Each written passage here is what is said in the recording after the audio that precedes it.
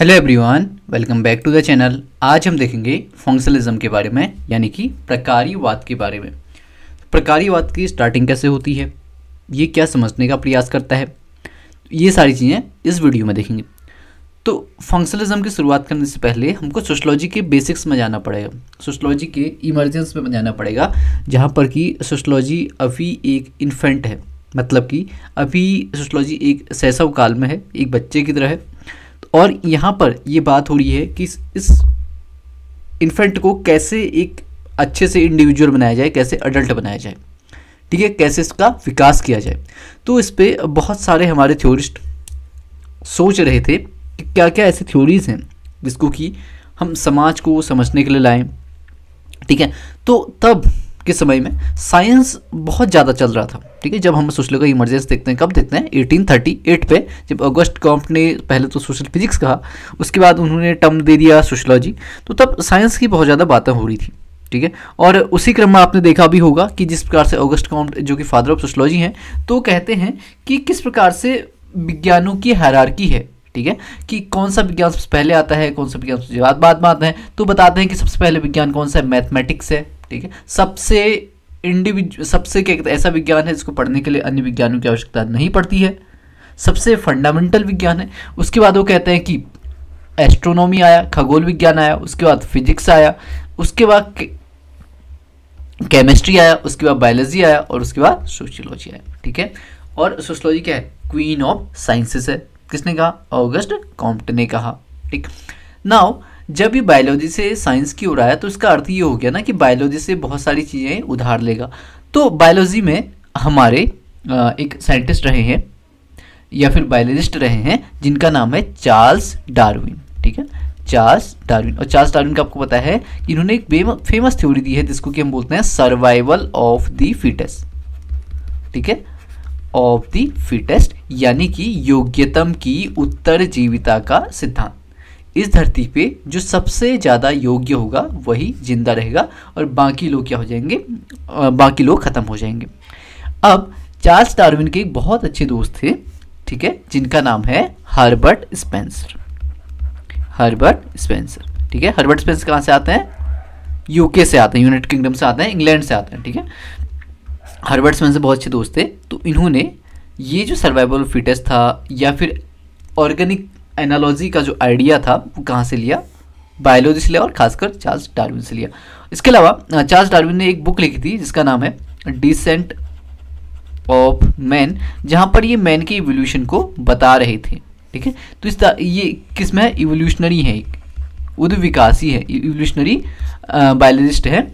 और इसी प्रकार से हम हर्बर्ट स्पेंसर को क्या बोलते हैं, इवोल्यूशनरी थिंकर, यानी कि ये भी क्या बता रहे हैं, इवोल्यूशन किस प्रकार से मानव का हुआ, किस प्रकार सोसाइटी आगे बढ़ी, तो उसके बारे में बताते हैं, जिसमें कि ये बताते हैं कि किस प्रकार से जो सोसाइटी होती थी पहले वो मिलिटेंट सोसाइटी होती थी, ठीक है, मिलिटेंट सोसाइटी होती थी। उसके बाद अभी कौन सी सोसाइटी आई, इंडस्ट्रियल सोसाइटी में हमने स्विच किया, ठीक है। तो ये तो अलग चीज़ होगी। नाउ जब हर्बर्ट स्पेंसर को माना जाता है कि फंक्शनलिज्म को सबसे पहले सोशियोलॉजी में लाए, तो इसके लिए एक ही एनालॉजी देते हैं। एनालॉजी मतलब कि एक सादृश्यता देते हैं कि ये इसके जैसे हम कहते हैं ना कि चांद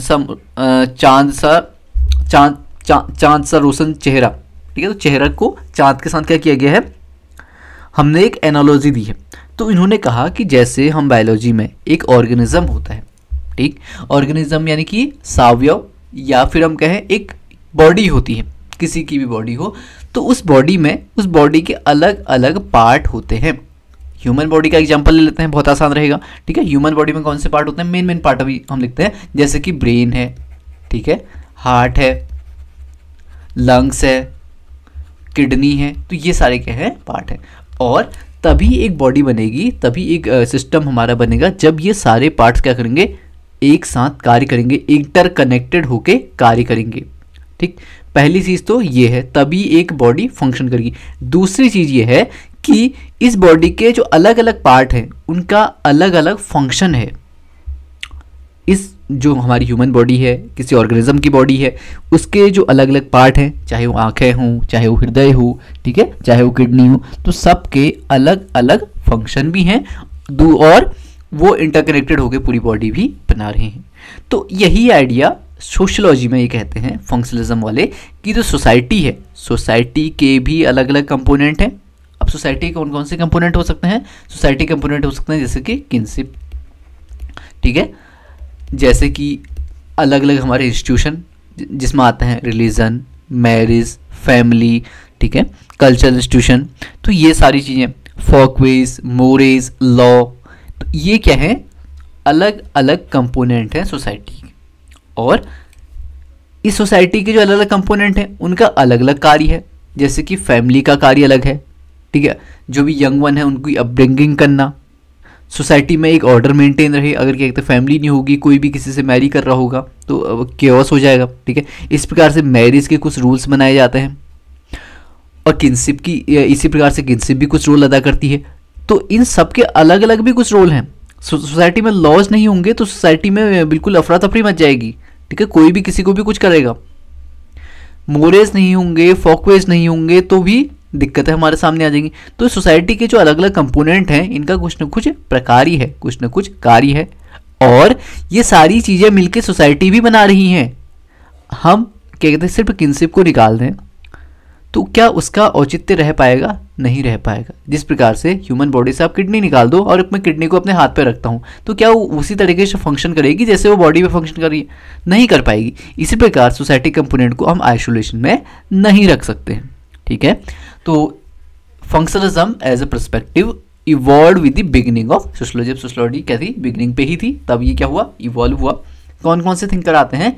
ऑगस्ट कॉम्टे, डर्कहाइम, स्पेंसर, ऐसे लोग थे जिन्होंने की इसकी स्टार्टिंग की है, ठीक है, इसकी बिगिनिंग की है। नाउ ये क्या बात करता है? इट बेसिक प्रीमाइस का क्या है? Is that society work as system of interconnected parts. Society भी इंटरकनेक्टेड पार्ट की तरह वर्क करता है और each part exist because it has to perform certain functional prerequisite, यानी कि समाज में कुछ फंक्शनल यानी कि प्रकार्यात्मक पूर्व आवश्यकताएं कुछ होती हैं पूरे सिस्टम के लिए, इसीलिए ही वो सोसाइटी का कंपोनेंट है। सोसाइटी का कंपोनेंट क्या करता है? कुछ ना कुछ फंक्शन परफॉर्म करता है। यानी कि किडनी इसलिए है ताकि क्या कहते हैं जो फिल्ट्रेशन हो सके वो अच्छे से हो सके, ठीक है। तो ये बात है। जैसे कि और इस चीज़ को हम क्या होता है? Organic analogy. सबसे पहले कौन लाता है? Herbert Spencer. Now this view is primarily shaped by the belief of functionalists that society behaves like an organism with various parts and each part is studied in the light of the function it performs for the organism as a whole. Integration in society is basic concept। तो society में क्या होना चाहिए? Integration होना चाहिए, समाज, और या फिर हमको सोशल कोहेजन होना चाहिए, सामाजिक सदृढ़ता होनी चाहिए। ये मेन मुद्दा किसका है? फंक्शनलिज्म का है या फिर फंक्शनलिस्ट थिंकर का है। ये तो उन्होंने कह दिया। नाउ इसके कुछ क्रिटिसिज्म भी हैं, ठीक है, इसके कुछ क्रिटिसिज्म हैं। तो पहली तो दो चीज़ें हम समझते हैं, टोटोलॉजी और टीलियोलॉजी, ठीक। तो जो फंक्शनलिज्म है हमको टोटोलॉजिकल एक्सप्लेनेशन देने का प्रयास करता है। इसका अर्थ क्या हुआ कि एक ही चीज़ को दोबारा दोबारा कहना। मैं कहूँ कि मेरे दो पुत्र हैं और दोनों बालक हैं, I have 2 sons and both are boys. तो ये तो जाहिर सी बात है कि अगर वो पुत्र हैं तो वो बालक ही होंगे, तो इसमें क्या कहते हैं दोबारा उसे बोलने की जरूरत है नहीं। या फिर मैं कहूँ कि इस जो रेक्टेंगल है ये इसके 4 साइड हैं, या फिर मैं कहूँ ट्राइंगल के 3 साइड हैं, तो एक ही चीज़ को दोबारा दोबारा से कहा जा रहा है। तो फंक्शनलिस्ट हमेशा से इस चीज़ के लिए अक्यूज्ड रहते हैं। एग्जाम्पल के लिए ले लो कि फंक्शनलिस्ट को अगर आप पूछो कि रिलीजन क्यों है, ठीक है, रिलीजन क्यों है, तो कहेंगे कि ये किस लिए है? क्योंकि ये सोशल कोहेजन को इन्हांस करता है, सामाजिक सदृढ़ता को बनाता है। अब सामाजिक सदृढ़ता को बनाने के लिए क्या है? धर्म है, और धर्म के लिए ही सामाजिक सदृढ़ता है, ठीक है। तो एक ही चीज का मतलब एक ही चीज को दोबारा दोबारा से कहना। समझ में आ गया? नेक्स्ट चीज होती है टीलियोलॉजिकल एक्सप्लेनेशन। टीलियोलॉजिकल मतलब कि इलेजिटिमेट एक्सप्लेनेशन, ठीक है। इसमें जैसे कि functional expression of social stratification is टीलियोलॉजिकल in the sense that it uses serving a societal need of ensuring that the best people get the most important. तो फंक्शनलिज्म क्या कहता है कि सबसे बेस्ट लोग होंगे वही क्या करेंगे? सबसे बेस्ट जॉब होंगे। नाउ इसमें क्या प्रॉब्लम है कि जो परिणाम है, जो कॉन्सिक्वेंस है, उसी को ये कॉज बना देता है। परिणाम क्या है? स्ट्रेटिफिकेशन के परिणाम स्वरूप जो हायर ऑर्डर सोसाइटी है उन्हीं को सबसे ज़्यादा क्या कहते हैं सुविधाएं मिल रही हैं। तो ये कहेगा कि सबसे ज़्यादा सुविधाएं क्या है, जो सुविधाएं मिल रही हैं तो क्या हो सबसे ज़्यादा इंपॉर्टेंट भी हैं। तो कहने का ये अर्थ है कि जो कॉन्सिक्वेंस है, जो उसका परिणाम है, उसे ही क्या बता देता है, वो कारण को बता देता है। तो ये तो हो गया किसकी? फंक्शनलिज्म की क्रिटिसिज्म। अब दूसरी चीज आती है positivism. Often the term positivism and functionalism are used as conjunction out of the two. अब पॉजिटिविज्म क्या होता है और फंक्शनलिज्म क्या होता है? फंक्शनलिज्म एक पर्सपेक्टिव है और पॉजिटिविज्म एक मेथडोलॉजी है।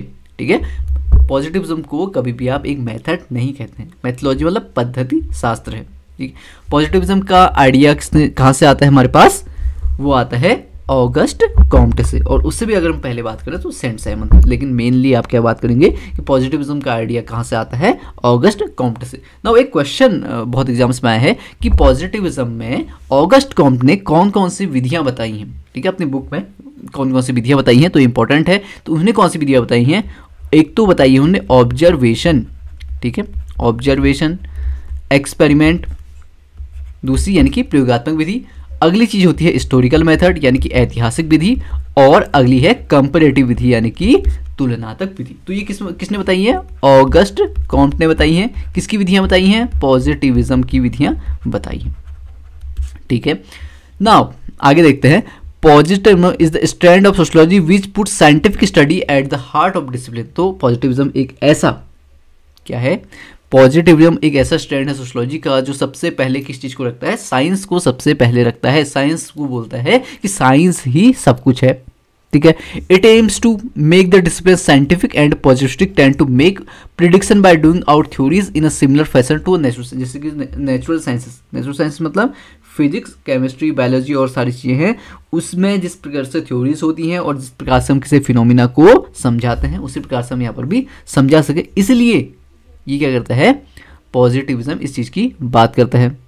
नाउ एक दूसरी चीज़ आती है कि जो फंक्शनलिस्ट हैं, फंक्शनलिस्ट भी क्या करते हैं? पॉजिटिविस्टिक मेथड का प्रयोग मेथडोलॉजी का प्रयोग करते हैं, और कॉन्फ्लिक्ट वाले भी इसका प्रयोग करते हैं। ठीक है, तो जब भी इस प्रकार का क्वेश्चन आता है कि पॉजिटिविज्म से सिर्फ कॉम्ट, डर्कहाइम ही क्या कहते हैं सम्मिलित नहीं है, लेकिन मार्क्स भी होगा, क्योंकि जो मार्क्स का जो, और एक और चीज़, जब भी हम मार्क्स की बात करते हैं तो मार्क्स को हम बोलते हैं फादर ऑफ साइंटिफिक सोशलिज्म। ठीक है, तो हमेशा वो साइंस की बात, चाहे वो सोसाइटी का उसने इवोल्यूशन बताया है तो एक पूरे क्रम से बताया है, पूरा वो इतिहास में गया है, साइंटिफिक मेथड्स का उसने प्रयोग किया है। ठीक है, तो मार्क्स के साथ साथ डर्कहाइम दोनों ही पॉजिटिविस्टिक थिंकर हैं। समझ में आ गया?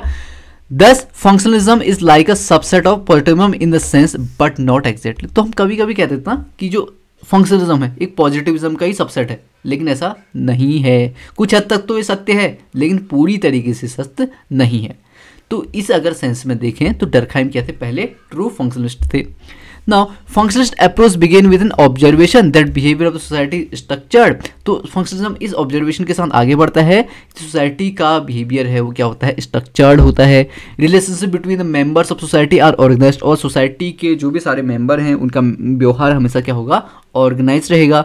Social relationship are therefore pattern and recurrent. तो हमेशा ये क्या बात करें फंक्शनल की सोशल रिलेशनशिप क्या होती है? पैटर्न होती हैं। These relationships are guided by the generalized values in society, और जनरलाइज जो वैल्यूज हैं, जो भी कहते हैं मूल्य हैं समाज के, उसके द्वारा वो गाइडेड होती हैं। This value consensus also provide for certain degree of integration, और इसी वैल्यू कंसेंसस के द्वारा सोसाइटी में इंटीग्रेशन होता है। वैल्यू कंसेंसस मतलब एक मत ऐक्य। ठीक है, सोसाइटी में जितने भी लोग हैं उनका क्या हो, या फिर हम बोलते हैं मूल्य मत ऐक्य, मतलब जो सभी के मूल्य हैं वो एक ही हों। ठीक, इस चीज़ की बात कौन करता है? फंक्शनलिज्म करता है।